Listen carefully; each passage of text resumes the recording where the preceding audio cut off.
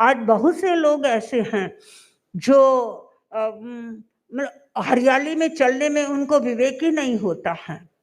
और हमारे जो पुरानी परंपरा ही रही है, पुरानी परंपरा में आचार्य भिक्षु एक बार विहार कर रहे थे, श्रावक साथ में चल रहे थे और वो आचार्य भिक्षु पगडंडी से चल रहे थे और वो पास में थोड़ी दूरी पर ही चल रहे थे, ध्यान नहीं दिया, हरियाली थी, हरियाली पर चल रहा था। आचार्य भिक्षु ने टोक दिया तुरंत कि कहाँ चल रहे हो, देखो ये जीव है, इस पर चलने से कितने जीवों का घात होता है। उस भाई के समझ में आ गया। तो हमारे श्रावक श्राविकाओं को ये बात समझनी होगी कि हरियाली स्वयं जीव है। यदि हम उसको टच भी करते हैं तो उसके वेदना होती है, उसकी पीड़ा होती है। हमने देखा जब हम परम पूज्य आचार्य वर्ग के साथ में दक्षिण यात्रा कर रहे थे, तो एक बहन ने हमें रास्ते में बताया कि महाराज ये छुई मुई का पौधा है। छुई मुई का जो पौधा होता है वो दिखने में ऐसे बड़ा सा दिखाई देता है, लेकिन यदि आप उसके ओर अंगुली करेंगे तो वो सिकुड़ जाएगा, वो छोटा हो जाएगा। तो उस बहन ने हमको दूर से अंगुली की उसकी ओर, और देखते देखते एकदम पौधा सिकुड़ गया। इसका मतलब स्पष्ट हो गया ना कि वनस्पति में भी संवेदन है, वनस्पति संवेदन करती है। और आचार्यांग सूत्र में तो परम पूज्य आचार्यवर से आपने सुना होगा, मनुष्य और वनस्पति की समानता बताई गई है कि मनुष्य जैसे जन्म लेता, मतलब जन्म के बाद में बढ़ता है, वैसे ही वनस्पति है वो बढ़ती है। वनस्पति में जैसे मनुष्य में जैसे रोग होते हैं, वनस्पति में भी रोग हो सकते हैं। इस प्रकार कई प्रकार की उसमें समानताएं आचरण सूत्र में बताई गई है। लेकिन ये संवेदना आपके भीतर कब पैदा होगी? जब आप समझेंगे कि वनस्पति जीव है। और ये सब बातें तत्व ज्ञान पढ़ने वाली हमारी बहनें बहुत अच्छी तरह से जानती हैं। और फिर भी जब शादी का प्रसंग आता है, तो जब रिसोर्ट में शादी करते हैं तो पूरा लॉन बिछा हुआ होता है और बिना किसी संवेदना के इतने जूते चप्पल पहनकर उसमें चलते हैं। पता नहीं क्यों नहीं उनका मन भीतर में मतलब कामना क्यों नहीं होती है भीतर में कि देखो मैं कितने जीवों की घात कर रहा हूँ, कितने जीवों को मैं मार रहा हूँ। क्या जरूरी है ऐसे लोन पर चलने की जिसके द्वारा जीवों को हर्ट होता हो? वो बेचारे वनस्पति के जीव हैं, उनमें बोलने की ताकत नहीं है। यदि कोई मनुष्य सोया हुआ रहे और उसके ऊपर छाती के ऊपर आप पैर रख दो तो वो आपका प्रतिरोध करेगा, क्योंकि उसमें बोलने की क्षमता है, वो कुछ भी कर सकता है। लेकिन वनस्पति में तो वो पावर नहीं है, वे एक ही इंद्रिय है और एक इंद्रिय के कारण वो आपका प्रतिरोध नहीं कर सकती।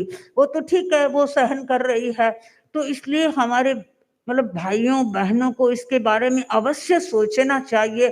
आप श्रावक है, व्रती, और जो 12 व्रती है उनको तो इस बारे में पहले से ही सोचना चाहिए कि हम शादी कर रहे हैं तो वो स्थान कैसा है।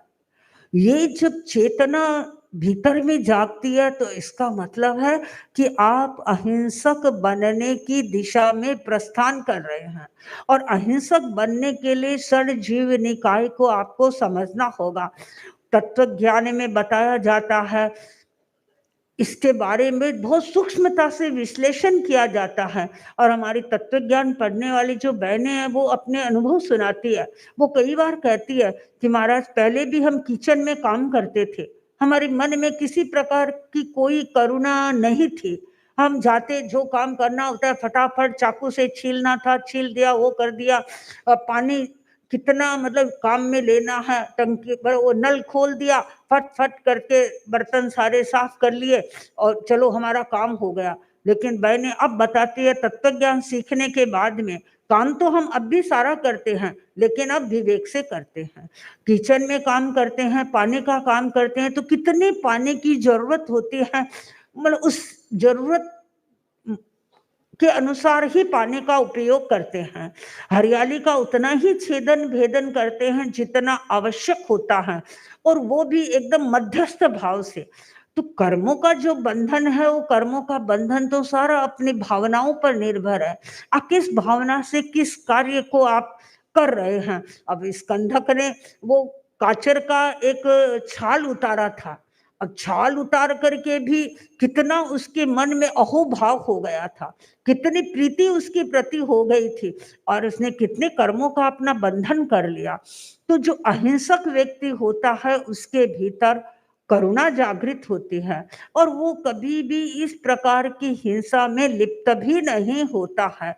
तो आप बराबर चिंतन करते रहें कि कहीं हमारे द्वारा इस प्रकार के अनावश्यक जीवों की हिंसा तो नहीं हो रही है। मैं ये नहीं कहूँगी हमारी बहनों को कि वो मतलब घर का काम ही नहीं करे, लेकिन जहाँ जितना बच सके बचने का प्रयत्न करें। और आजकल मुझे लगता है कि इस संवेदनशीलता का विकास भी हुआ है। हमारी बहनें कई बार आती है, घर में वो करवाना पड़ा, वो कॉकरोच हो गए थे, इतना अमुक अमुक हो गया था, तो आप हमें आलोइना दे दें। ठीक है, गृहस्थ जीवन चलाने के लिए आपको कई बातों का ध्यान रखना पड़ता है, लेकिन आप अपने मध्यस्थ भावना के साथ में यदि कार्य करेंगे तो शायद उसका थोड़ा प्रभाव कम पड़ेगा। तो अहिंसक दृष्टि से बराबर चिंतन करते रहें